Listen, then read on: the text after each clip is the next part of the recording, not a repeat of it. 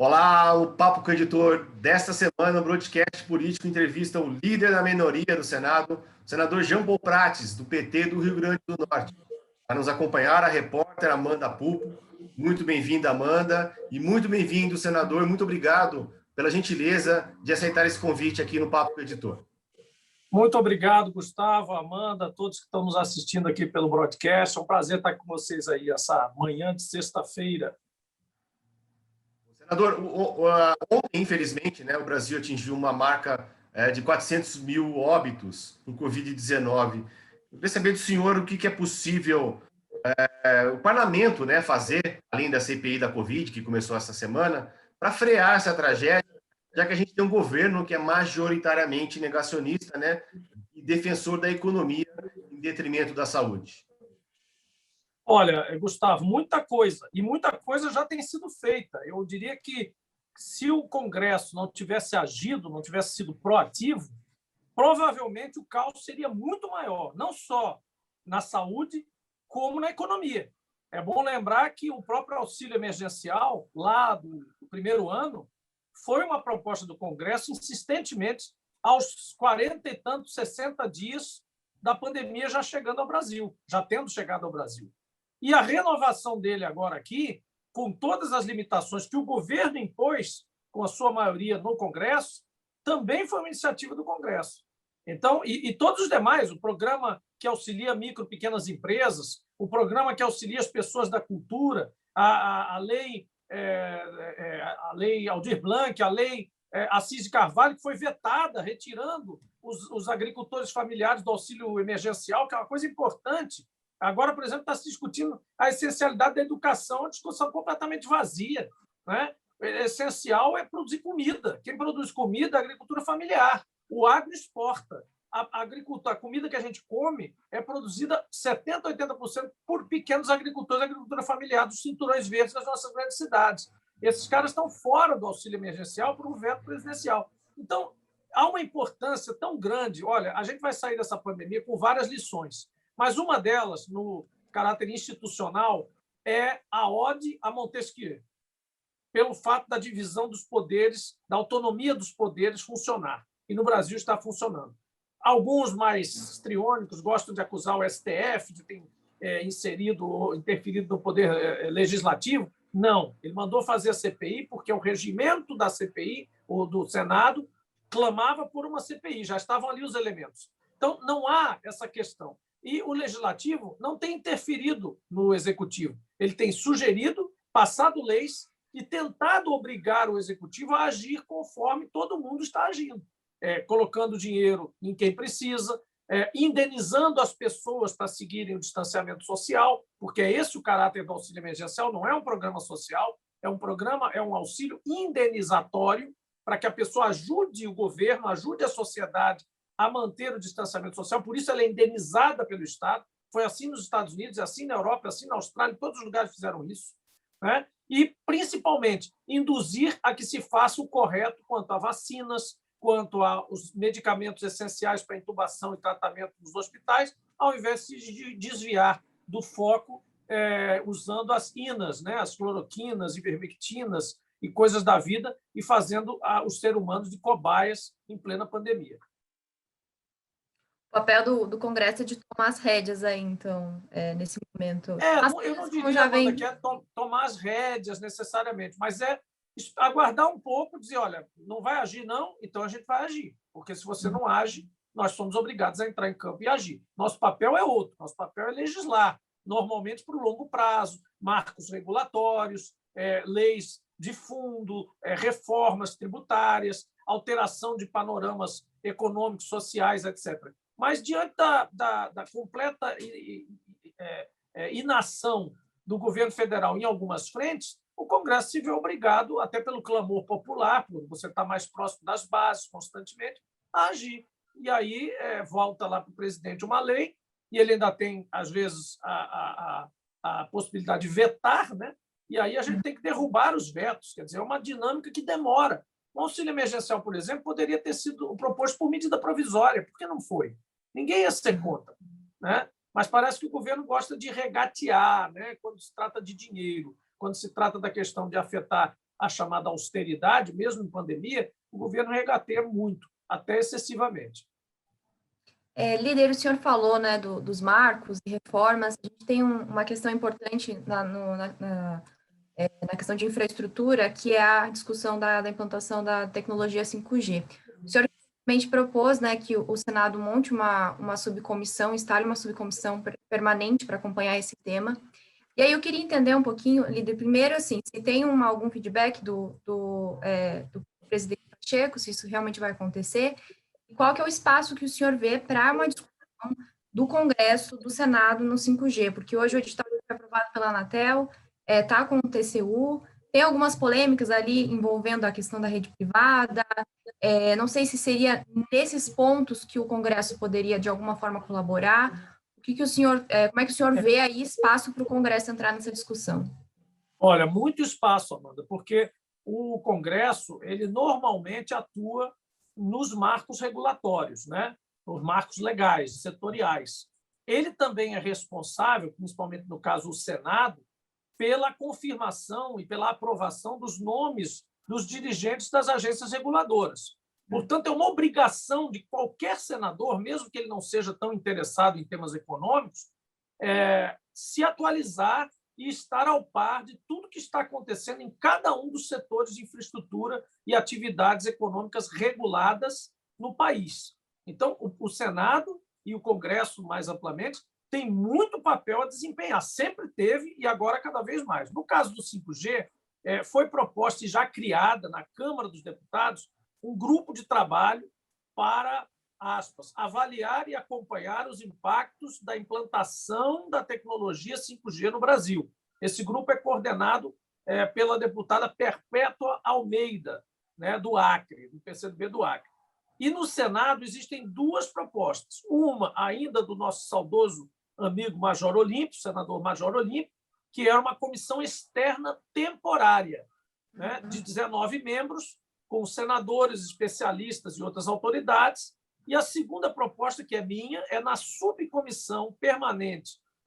Aliás, é de uma subcomissão permanente na Comissão de Ciência, Tecnologia e Inovação, da qual a gente faz parte, e essa tem um outro objetivo, essas são 5 membros. Então, uma é para acompanhar temporariamente, focar especificamente na implantação, nos processos também do edital, desse processo todo com o TCU, aliás, TCU esse que é parte integrante do Poder Legislativo, portanto, uma terceira forma de influenciar, e a comissão permanente, a subcomissão, ela interfere também, vai atuar também na implantação, mas ela vai se preocupar mais com o futuro, com para onde nós estamos levando isso, por que o edital é assim, o que ele quer lá na frente, do ponto de vista mais estratégico, mais estrutural do país, quais são as empresas que vão entrar, quem vai ser, como vai ser a cadeia produtiva desse processo, a grande tecnologia guarda-chuva, quem vem abaixo dela, como é que isso se organiza, como é que isso se regula. Há uma tendência de monopólios naturais nesse setor também, quando você trata de cabeamento de fibra ótica, passagem de dutos, uso de dutos urbanos, enfim, tem uma série de coisas que o Estado precisará regular. Não quer dizer que ele vai ser o indutor principal ou intervencionista o tempo todo, mas há casos, e em qualquer país é assim, né? Mesmo nos Estados Unidos, mesmo no Canadá, mesmo na Austrália, na Inglaterra, na Europa, em geral, o Estado, como regulador, atua porque há tendências de monopolização natural nesse setor, principalmente na área da infraestrutura. Senador, outro marco importante que está sendo discutido, né, o marco legal das ferrovias, que era uma promessa de votação logo no início desse ano, mas a turbulência política, né, a questão da pandemia, acabou jogando essa pauta para frente, e tem também a questão da renovação aí da FCA, todo o impasse que está prejudicando esse marco. O senhor trabalha atualmente com uma data para votar o parecer, a votação? O presidente Rodrigo Pacheco já deu alguma sinalização disso, desse marco das ferrovias? Olha, Gustavo, o projeto está pronto. Nós só não divulgamos a última versão ainda, o que está lá no site, no sistema ainda é a penúltima, porque cada vez que a gente divulgava, voltava a ser uma confusão. Então, e também há uma tendência muito a usar esses drafts, né, esses rascunhos de leis, para especular um pouco e tal. Então, a gente resolveu esperar até mais ou menos uma semana antes, 10 dias antes, para dar tempo também para emendas e tal. Mas estamos trabalhando com a penúltima versão, que é muito parecida com a última, vai haver algumas alterações, mas eu diria o seguinte, em geral, o projeto está pronto. E está pronto, eu diria que há quase um ano, mais ou menos, né? A relatoria aqui não foi negligente nem lerda, né? O que aconteceu é que o próprio governo, houve um momento, no final de 2019, que o próprio governo, entre eles, começaram a entrar em choque. O Ministério da Infraestrutura com o Ministério da Economia, discordavam de algumas coisas. Aí nós entramos ali, compusemos, redigimos algumas coisas, fizemos algumas reuniões. Depois veio algumas colocações dos próprios setores, das próprias entidades de trabalhadores também, que nós incorporamos, ajudamos e conciliamos. E agora, recentemente, 9 emendas foram apresentadas pelo Ministério da Infraestrutura, agora no dia 5 de março, né, que nós estamos a trabalhar junto com eles. E também já organizamos isso também, já terminamos esse trabalho. Aí surge essa questão que você colocou da FCA, que atende ou não atende, no caso, Bahia, Minas Gerais, Espírito Santo e Goiás iniciaram um movimento para debater o chamado investimento cruzado, né, que seria tirado uma outorga de uma região para usar na outra, etc., e que o Tarcísio muito bem vinha conduzindo de uma forma habilidosa para dizer, olha, quando estiver sobrando, digamos, aqui numa área, que a gente vai abrir outras frentes, vai usar esse recurso para abrir outras frentes em outros lugares onde há necessidade de ferrovias novas, que, enfim, a gente precisa fazer estudos e tal. Os senadores chegaram à conclusão, ou chegou a eles, né, uma demanda de que não estaria sobrando esse dinheiro, que haveria passivos a resolver, que haveria, inclusive, novas fronteiras também a desbravar, novos projetos a colocar em andamento nas próprias regiões de influência lá da FCA. Então, começou esse embate. Isso não está na lei, claro, é bom que se deixe claro que não há um artigo sobre isso na lei, quer dizer, não alteraria a lei, mas diminuiu o ritmo da vontade de colocar isso em pauta. Somado a isso, e eu acho que aí, acima de tudo, eu mesmo concordei e propus isso na reunião do Colégio de Líderes, houve um momento, sinceramente, Gustavo e Amanda, que a gente chegou numa reunião do Colégio de Líderes, eu fiz essa fala. Eu disse, gente, eu estou começando a me sentir mal aqui, porque tem uma série de repórteres ali fora, num quebra-queixo, esperando para eu falar o que houve aqui, e eles vão me perguntar sobre BR do Mar, sobre ferrovia, sobre um monte de coisas, sobre pré-sal, sobre não sei o quê, e a gente está... Era o dia que a gente tinha chegado a 4.000 mortos por dia. Eu disse, poxa, vamos dar uma olhada aqui em tudo que a gente tem de pandemia e botar uma prioridade nisso, porque, presidente e demais, eu realmente me sinto mal. Não é para querer atrasar nada, absolutamente. Eu sou um relator, inclusive, que tenho feito um trabalho que eu considero, e todos têm considerado, bom na questão das ferrovias. Não estamos travando nada, né? Não somos contra nada, estamos colocando um regime de autorizações moderno, ágil, etc., à disposição de um setor estratégico do Brasil. Mas 4.000 pessoas morrendo lá fora, e você falando como é que vai mudar a filigranazinha do projeto de lei do pré-sal, é um pouco complicado, né? E levar aquela discussão para o plenário, mais ainda. Então, nós, naquele dia, resolvemos que a gente ia passar pelo menos um mês e meio e tal, sem tratar desses outros assuntos. Eu disse a todos vocês também, justamente na coletiva depois, porque realmente não fazia sentido. Aos poucos, a gente vai recolocando esses projetos na pauta e eles não vão fazer tanta falta, mais um mês, mais 2 meses, para dar uma atenção. Tinha 612 projetos. Quando a gente fez o levantamento, tinha 612 projetos de pauta Covid lá, desde o ano passado, para ser renovados. Muitos eram aqueles cuidados ou aquelas políticas que morriam com o estado de calamidade. Então, não tinham sido renovados ou tinham que ser adaptados. E aí foi isso que a gente resolveu fazer. Eu acho que é uma boa causa, entendeu? Eu acho que todo o setor, todo mundo vai entender que realmente ficava difícil a gente continuar naquele ritmo. E agora a gente vai retomando aos poucos. Mas o projeto está pronto.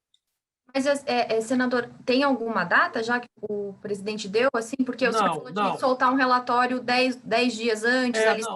Não tem ainda, Amanda, desculpe. Não tem, não. Na verdade, talvez a gente venha a ter daqui mais uma semana ou duas, porque esta semana, hoje, está havendo uma reunião do Ministério da Infraestrutura com alguns agentes, com alguns players, sobre as emendas que eles apresentaram. Eu vou trabalhar amanhã, sábado, o dia inteiro nas adaptações necessárias com a minha equipe e, se necessário, com a equipe do Ministério. É isso mesmo, sou um senador do PT que fala com o Ministério da Infraestrutura, conversa com o governo, porque esse é um projeto para o Estado brasileiro, para qualquer ministro, não apenas para o ministro Tarcísio.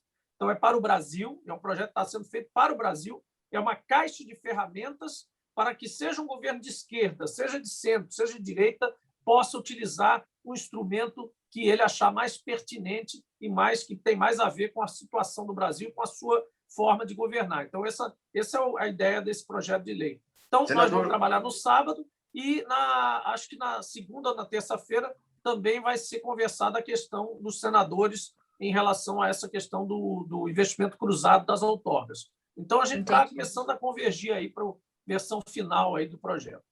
Senador, o senhor citou também a questão do projeto do BR do Mar, né, que o governo tirou a urgência desse projeto em votação esta semana. Já tentou entrar várias vezes em pauta esse projeto, né? Caminhou bastante, mas ainda continua travado. Qual que é a perspectiva de ação disso? Tem uma pressão, logo quando o projeto foi retirado a urgência, eu vi bastante uma manifestação muito efusiva dos caminhoneiros, né, que seriam prejudicados, teoricamente, por esse projeto de cabotagem, né? Pela verticalização. Tem uma pressão muito grande desse setor para poder, que é bem alinhado ao governo do Bolsonaro, senador, e qual que é a perspectiva do BR do Mar voltar para ser votado ou para a urgência ser votado? Olha, na verdade, Gustavo, vamos ampliar até um pouco a resposta. Esse setor dos caminhoneiros não é necessariamente alinhado. Ele realmente houve uma época que colocou bandeiras, faixas, as lideranças coincidiram com pessoas que estavam muito animadas com a questão do Bolsonaro, principalmente pela questão da segurança, né?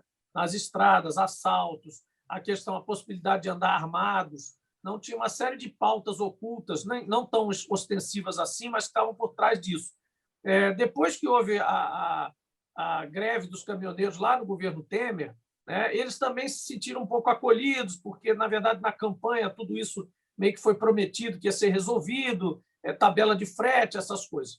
Quando o governo assume, e o ministro Tarcísio, mais uma vez, tem sido muito habilidoso nessas negociações, está o tempo todo atualizando o pessoal, chama para reunião, etc., né, ele conseguiu manter um pouco esse relacionamento direto com o pessoal. Mas o pessoal não está satisfeito, não. A base não é satisfeita, porque, veja, a questão do combustível não foi resolvida.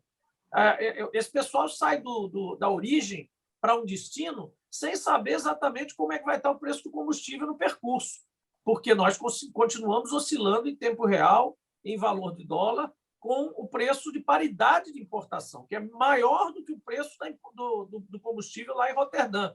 É Roterdã mais o frete, mais as despesas postas no ponto A das refinarias ou terminais do Brasil.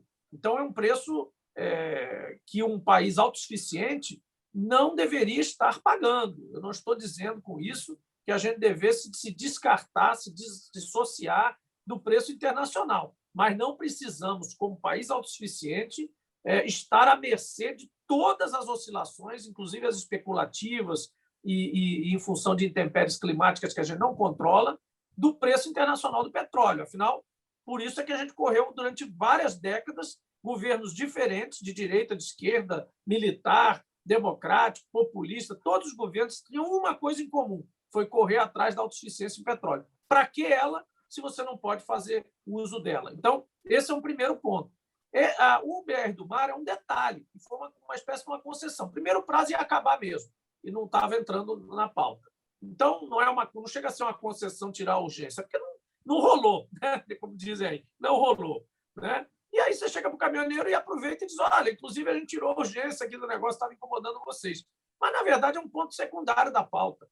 A pauta principal dos caminhoneiros continua sendo a imprevisibilidade e a sujeição ao risco internacional do preço do barril do petróleo. Esse é o principal, aliás, de todos os brasileiros. Eu não sei como é que a gente não está mais consciente disso. Inclusive os setores produtivos, no agro, os exportadores, os transportadores ferroviários que consomem diesel. Nós estamos sujeitos a uma situação pior do que na época dos governos militares, que a gente importava mais de 80% do óleo, pior do que na época da Nova República, pior do que na época do Lula e Dilma, que pelo menos tinham ajustes em patamares. Evidentemente, houve uma ocasião em que se esticou demais e a política desgringolou um pouquinho, mas o certo era realmente a gente usar os patamares de ajuste para a gente poder ter conforto para a gente, em alguns momentos de pico do preço do petróleo, ter vantagem competitiva para entrar na China com um frete mais barato, pelo menos internamente. Então, e a Petrobras tem esse papel de segurar. A Petrobras não é uma empresa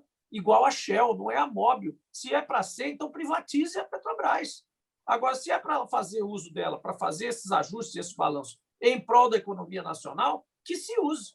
O acionista vai continuar interessado na ação da Petrobras, porque ele quer ser sócio do governo, sócio da maior parte da infraestrutura, pelo menos enquanto ela ainda for da Petrobras, e sócio da hegemonia brasileira no mercado. É atrás disso que o acionista da Petrobras sempre veio atrás da ação da Petrobras. Não é agora, por causa de política internacional de preço em tempo real, que ele vai deixar de ser acionista da Petrobras. Mas o senhor acha que essa ideia do governo que se estuda de criar uma espécie de fundo para amortecer as oscilações é uma boa ideia? É algo que deve ser de fato implementado? Não, eu acho que fundo não é o adequado. Nós vamos voltar para aquela história da conta petróleo que a gente ajudou a eliminar. Eu, quando fiz a lei do petróleo em 97, fiz parte do grupo de abertura do setor de petróleo naquela época. Uma das coisas que se condenava era a tal da conta petróleo. Existem várias, é que nem acidente de avião, não é uma causa só. Existem várias formas. Uma delas poderia ser um fundo, a gente acha que não poderia ser a primeira, mas você tem instrumentos tributários como a CID, que foi praticamente anulada, a contribuição de intervenção do domínio econômico sobre os combustíveis, e a própria Petrobras, sim, porque ela pode ter esse privilégio, ela tem privilégios como estatal, que são para justamente ela fazer esse papel. Agora, claro, você não pode exagerar, você não pode passar 2 anos com o preço defasado.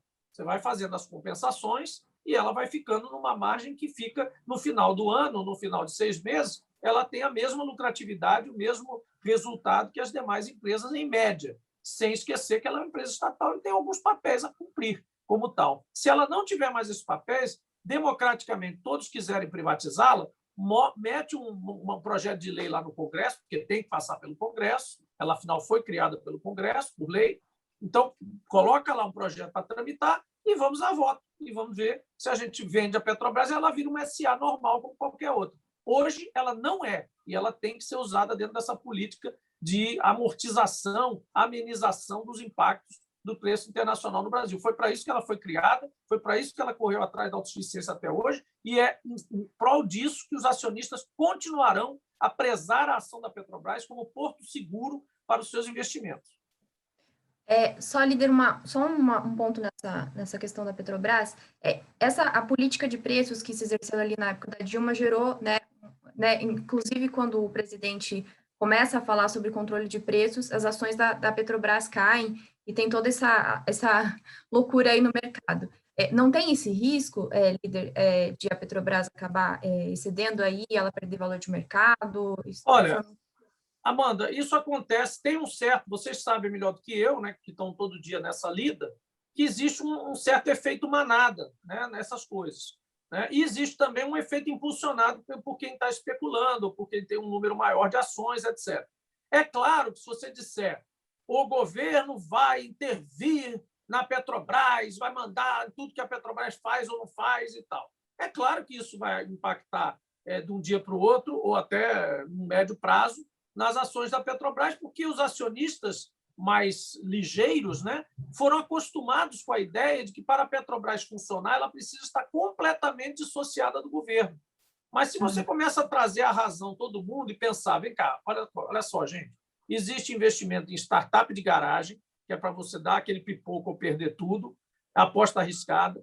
Existem investimentos médios de empresas saudáveis, que rodam no mercado há muitos anos, ou até que são recentes, mas que têm um projeto de negócio legal e tal. E existem empresas que são mais para investimento conservador, que é uma empresa, por exemplo, que é do Estado, que caminha junto com políticas públicas de longo prazo, que tem um objetivo estratégico para um país, que tem hegemonia de ação em algumas infraestruturas, em alguns mercados, como é o caso da Petrobras no Brasil ou da Eletrobras. Estas empresas sempre foram blue chip. Por que agora deixaram de ser? Eu me lembro, meu pai foi um dos fundadores da Bolsa do Rio, da Bolsa de Valores do Rio de Janeiro. Tinha uma mesa lá no Jockey Club do Rio de Janeiro, que eles sentavam, depois ficaram velhinhos, septagenários lá e continuavam trabalhando com bolsa. E desde eu criança, com 8 anos de idade, sentava naquela mesa, tinha que botar um terno, era uma coisa ridícula, mas enfim, eu ia lá e tinha E eu já ouvia falar dos blue chips brasileiros, que eram as estatais, era Vale, Petrobras, Eletrobras. Então, as pessoas perderam a confiança nesse processo. Eu sei que alguns processos como esses recentes aí da Petrobras podem até ter levado a pensar que a Petrobras funcionaria melhor como empresa privada. Se chegar à conclusão que é assim, coloque o projeto de lei, como eu disse. Mas eu acho que quem está lá na outra ponta, o cara que está lá no agro, a pessoa que está lá produzindo insumos industriais ou produtos industrializados brasileiros, que, aliás, cada vez são menos, né? Mas, enfim, esse pessoal tem interesse em ter um colchão de amortecimento e uma empresa estatal forte para dar segurança a eles no momento de crise, como está acontecendo agora, e vai piorar, porque a economia nem bem esquentou ainda lá fora. E o preço só sobe. Imagine quando a China voltar a tudo, a Europa voltar a pleno vapor, os Estados Unidos. Então, assim, você não vê um cenário de curto prazo de queda de preço internacional do petróleo.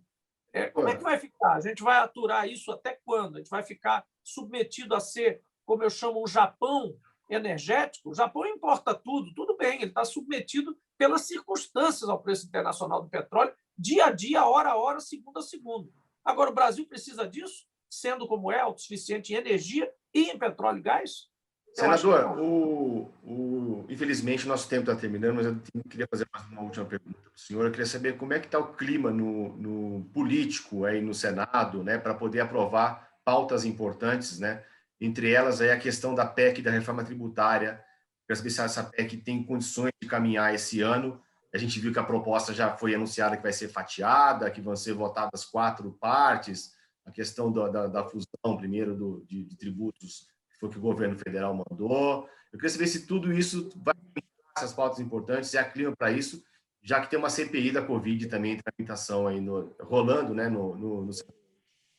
Pois é, Gustavo, eu acho que essa questão do fatiamento vai ser inevitável, não só esse que foi proposto, mas outros, né? Talvez de outro jeito a gente possa fazer, como a gente começou a entrevista falando, o papel do Congresso é importante, a gente tem consciência disso, que a gente também não pode ficar parado em outras áreas, mas eu acho que vão ter que ser iniciativas mais adaptadas pelo Congresso, aprimoradas por projetos de lei. Por exemplo, na questão tributária, não se está discutindo aquelas 4 fatiamentos, praticamente. Essa coisa praticamente caiu aí no limbo, né? No entanto, nós, por exemplo, levamos um projeto, que é até acho que da autoria do senador Eduardo Braga, que é um projeto que eu acho que eu estou como relator, é um projeto que não é uma mini reforma tributária, mas ele, lá no imposto de renda, ele diminui o imposto de renda das pessoas jurídicas, na tendência do que a OCDE manda, ou recomenda, melhor dizendo,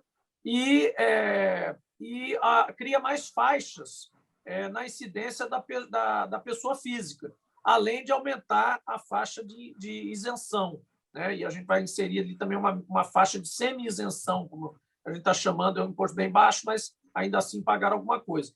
Esse tipo de... E aí, nesse mesmo projeto, a gente insere a tributação dos dividendos, aquela questão da tributação de dividendos, e livra, através de uma emenda minha, livra as microempresas. Micro e pequenas empresas ficam ainda possibilitadas de distribuir dividendos aliás, com isenção, né? E aí tem outras provisões. Então, a gente vai fazendo aos poucos alguns ajustes, porque eu não creio, de fato, e eu acho que ninguém em sã consciência crê, que a gente vai poder ter clima com esse final de ano agora, com pandemia ainda rolando, com incerteza de vacina, isso acima de CPI, né? Incerteza do Plano Nacional de Imunização, aí sim, CPI ainda, não vamos ter clima para fazer grandes mobilizações de reforma como Previdência, trabalho, enfim. Eu acho que não é empacotando. Há ocasiões, para finalizar, em que empacotar as leis, fazer um pacote, é conveniente, é bom. O início de um governo, todo mundo animado, otimista, tudo para cima, bora aí. A gente faz reforma, faz tal. No momento que o governo está derretendo, com um monte de ataques plausíveis, racionais, né? Alguns irracionais, mas a maior parte deles fazem sentido, né? Atitudes completamente caóticas, o país em colapso. Você vai pegar e sentar lá no plenário e dizer vamos agora mudar o sistema tributário nacional, agora vai? Não dá, entendeu? Então, a gente vai tentar fazer curetagens, né? Pequenas curetagens que vão melhorando o processo e talvez até criando um melhor clima para depois, numa eleição, eventualmente com tudo isso renovado, falar de novo em grandes mudanças estruturais e tal. Por enquanto, vamos aí com os marcos regulatórios ajustados, modernizados. Acho que isso, se a gente sair com esse saldo nesse governo caótico, já vai ser muito bom mesmo. Legal. Senador Jean Paul Prats, líder da minoria no Senado, muito obrigado pela participação aqui no Papo com o Editor. Queria agradecer muito a presença da Amanda, que ilumina a gente aqui sempre, né? Queria agradecer ao Cláudio da Luz, que está fazendo a edição, e agradecer a todos que estão acompanhando aqui mais um Papo com o Editor, e até a próxima semana aqui no Broadcast Político. Obrigada, líder. Até a próxima. Obrigado, Amanda. Obrigado, Gustavo. Obrigado, Tchau. pessoal.